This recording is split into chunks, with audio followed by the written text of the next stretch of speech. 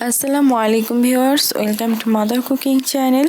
আজকে আমি আপনাদেরকে রান্না করে দেখাবো সিদ্ধ ডিম দিয়ে কচুরমুখির ডাল। আর এই ডালটা কিন্তু খেতে বেশ ভালো লাগে। আর এই কচুরমুখির ডালটা দিয়ে আপনারা ভাত, পরোটা, রুটি যে কোনো কিছুই খেতে পারেন। চলুন তাহলে রেসিপিটা শুরু করা যাক। প্রথমে আমি চুলার উপর একটি কড়াই বসিয়ে দিচ্ছি, তারপর চুলাটি অন করে চুলার আঁচ মিডিয়ামে রাখবো। দিয়ে দিচ্ছি সয়াবিন তেল 3 টেবিল চামচ, দিয়ে দিচ্ছি পেঁয়াজ কুচি 1/4 কাপ, দিয়ে দিচ্ছি কাঁচামরিচ 5টি। আর এই কাঁচামরিচগুলোকে আমি মাঝ বরাবর কেটে নিয়েছি। এখন আমি এই পেঁয়াজ আর মরিচগুলোকে খুবই ভালোভাবে ফ্রাই করে নেব। আমি বেশ কিছুক্ষণ সময় ধরে এই পেঁয়াজ আর মরিচগুলোকে ফ্রাই করে নিয়েছি। এই সময় পেঁয়াজ আর মরিচ কিন্তু খুবই ভালোভাবে ফ্রাই হয়ে গেছে। এখন আমি এর মধ্যে দিয়ে দিব জিরা বাটা 1 চা চামচ, আদা বাটা 1 চা চামচ, রসুন বাটা 1 চা চামচ। তারপর আমি আদা ও রসুনের কাঁচা গন্ধ চলে যাওয়া পর্যন্ত এগুলোকে খুবই ভালোভাবে ফ্রাই করে নেব। আমি বেশ কিছুক্ষণ সময় নিয়ে চুলার আঁচটা একেবারে লো করে এগুলোকে খুবই ভালোভাবে ফ্রাই করে নিয়েছি। আর এই সময় কিন্তু আদা ও রসুনের কাঁচা গন্ধও চলে গিয়েছে। এখন আমি এর মধ্যে দিয়ে দিব হলুদের গুঁড়া 1 চা চামচ, লবণ পরিমাণ মতো।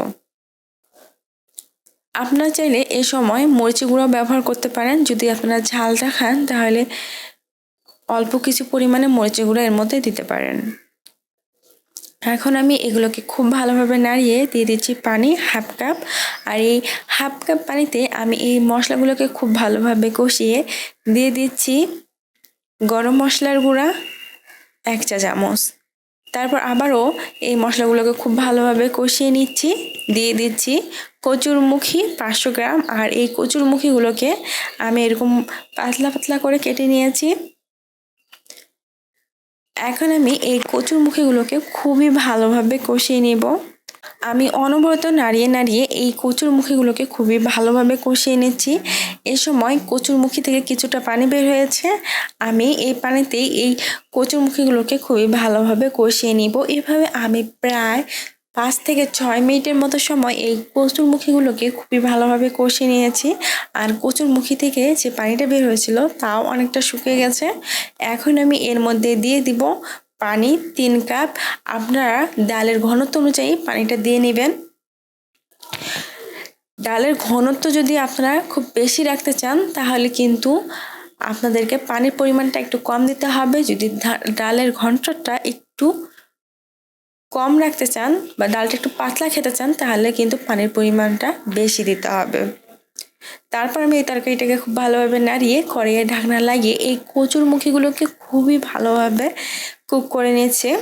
আমি প্রায় 10 থেকে 12 মিনিটের মতো সময় কচুরমুখীগুলোকে চুলোর একেবারে হাই আছে রান্না করেছি। আর মাঝে মাঝে ঢাকনা খুলে এই কচুরমুখীগুলোকে ভালোভাবে নাড়িয়ে দিয়েছি যাতে কড়াইয়ের তলানিতে কোনোভাবে দাগ লেগে না যায়। এ সময় কচুরমুখীগুলো কিন্তু খুবই ভালোভাবে সিদ্ধ হয়ে গেছে। এখন আমি একটা চামচ দিয়ে এই কচুরমুখীগুলোকে এভাবে ভেঙে দিচ্ছি।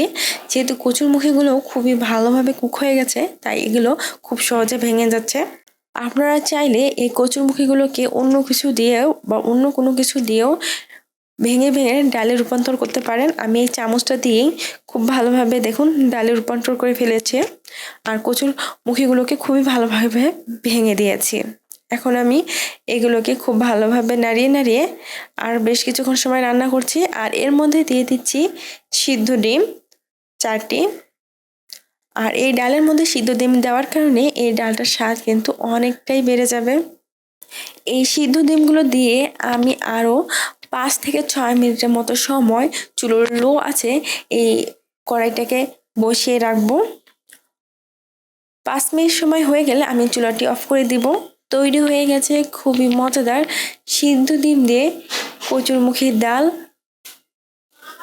প্রিয় দর্শক, এই ছিল আমাদের আজকের রেসিপি। মাদার কুকিং চ্যানেলের আরও এক্সাইটিং রেসিপি নিয়ে আপনাদের সামনে আবার উপস্থিত হব। ভিউয়ার্স, আপনাদের সকলকে অনেক অনেক ধন্যবাদ জানাচ্ছি পুরোটা সময় আমাদের সাথে থাকার জন্য।